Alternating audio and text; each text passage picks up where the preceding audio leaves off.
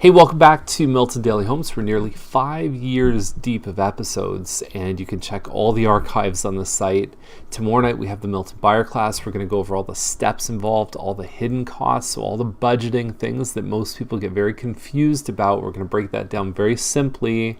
We've got real life slides from home inspections. We talk about credit scores, buying with zero down, why choosing a low interest rate may not be in your long-term best interest, and definitely we talk about how to get access to homes before other buyers and the 3 incentives that first-time buyers can use to gain an additional $13,000 or more of really free money and grants and all kinds of goodies. So miltonbuyerclass.com, you can check the link over there. There's no cost to attend, just bring a food bank donation. We've got cookies, we've got drinks, 7 p.m. tomorrow night. So let's get started with today's list. So we're going to talk about 2 Mattamy Village towns today. This first one is a current model. It's 1195 square feet, and it's priced at $377,000. We're a little unsure of where the prices are going on these homes because we had 2 big outliers in November, and we didn't have a lot of listings or sales for this type of home in December. So it's anyone's guess. They could really rock it up, or they could kind of stay where they were. I mean, these in the third quarter, we experienced rapid appreciation of village towns. Huge numbers, like almost every month they were going up by a few $1,000s minimum, depending on the model. So there's 2-car parking in the driveway, which doesn't change the price a lot, but it's a very good thing to have. So inside you've got laundry on the main floor plus your garage. This is your main floor. It tends to feel a bit bigger than the 1195 square feet that it is.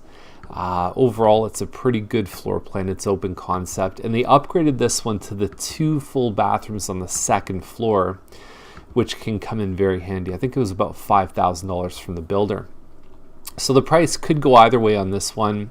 The one thing I wanted to point out, whenever you see a listing, there's a possession here. It doesn't mean it's gospel. I've seen possessions listed for March, and we settle on a June closing kind of thing. But when it's April 20th like this, it probably means that the seller of this home has purchased something and they need that day. So if you can give that date to them, you might find if you're negotiating for a win-win, maybe you get some help on the price. So I don't know. This one, it's hard to say where it's going to end up just because of recent sales history.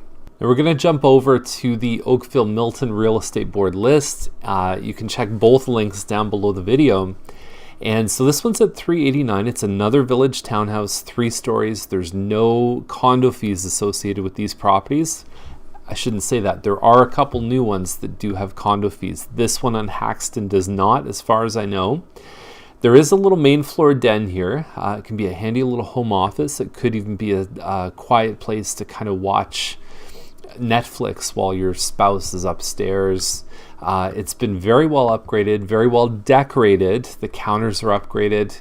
I think that this one is going to sell very close to asking. There have been some sales in the 380s for this model, and they haven't looked as nice as this one. The floors look good, the wallpaper. This is really how you present a home. They did a great job in here. And this is the 2-bedroom with 2 washrooms upstairs. There's also a floor plan, same shell, but it comes in a 3-bedroom and then 1 washroom upstairs. I tend to like having the second washroom. It's going to be a good sale. These guys are going to be happy, I think, with how this one turns out. Now, 881 Fowles is listed for $399,811, which is kind of a strange number. It's an Emery model. It is around 1370 square feet, and there's your main floor. You've got kind of a built-in sound system, some pot lights. It's a pretty open concept design. Here's the thing, a nice one of these just sold in the 430. So when I saw this price, I thought, wow, this is a killer deal. Like, we're talking at least $20,000 to $25,000 underpriced. And guess what? They're holding back on offers until Monday after the Super Bowl.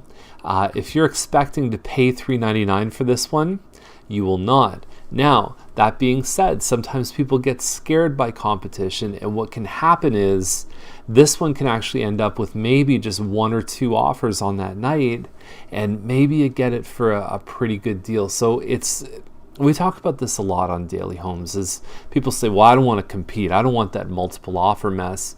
The only difference is you don't negotiate. You just put your best offer forward. If you get it, great. If you don't, that's fine. You can move on, knowing that if it sold for $1,000 more than what you put on paper, that you would have peace of mind. And so that's the way to approach it. And the funny little thing to ask yourself is, well, do you only want homes that no one else wants? So that's the thing about multiple offers. They happen on well-priced, good homes, right? That's the thing. Scarcity of supply will cause a multiple offer. Being in a very active price range will cause it to go into a multiple offer and looking really good. So that's it. If all 3 of those are there, you're probably going to be with another buyer or 2 buyers or 5 buyers. So anyway, expect to pay in the 4s for this one. Next one up is a Brent Grove model built by Mattamy, 1,500 square feet on McTrack. It's at $459. And I think with some of the finishes, obviously the decor doesn't stay with the home, but even just the choice of colors in here, the stainless steel, the dark wood, they price this one really well. These models normally go in around the $450 to $460 range. The fact that they're nice inside is going to help them propel past $450. Now, that being said, they weren't perfect, because if you're getting your bathroom ready for photos, really get this stuff off the counter. It doesn't belong there, and I think it actually downgrades some of the impression of the whole listing just by having bottles and stuff on the counter. It's a much stronger impression on the main floor. Simple, so that you can see the rooms, you can see the walls, the floors. That's how you do it. Not too much clutter right there. That's your goal. So anyway, even on this counter, there's a little too much stuff. They could have maybe put some green. They could have maybe cleaned up the fridge, taken the stuff off the top. I don't think it's going to affect them, but just for reference, you almost have to oversimplify when you're getting a listing ready, because the photos tend to show everything. Helenslop is a bungalow, 60 by 125 foot property. It's got a garage with electricity and heat. If you look at the history on Helenslop and in the area for bungalows, there is nothing that justifies this price. It is a smaller kitchen as well. It's not a huge kitchen. The long and short of it, I think they missed the mark. They were at $499. They're at $489. I still feel like they're aiming too high. Willet Terrace, $549.9, about just over 2,000 square feet, between 2,000 and 2,100. It's a very nice design, great finishes inside. I have a feeling these guys are going to sell, again, for probably even more than what it's listed for. The pricing decision that we usually advise clients about is $549.9 puts you in one price range, $550,000 really doesn't change the impression of price. And now you're double bracketing. You're in 2 different price ranges because of how people search for homes. Either way, if somebody finds this home, this is the stucco elevation. They paid, the builder charged more for this. It's a steal. This is a great deal for this size of home. Last one is 689 Caldwell, $559 is the price.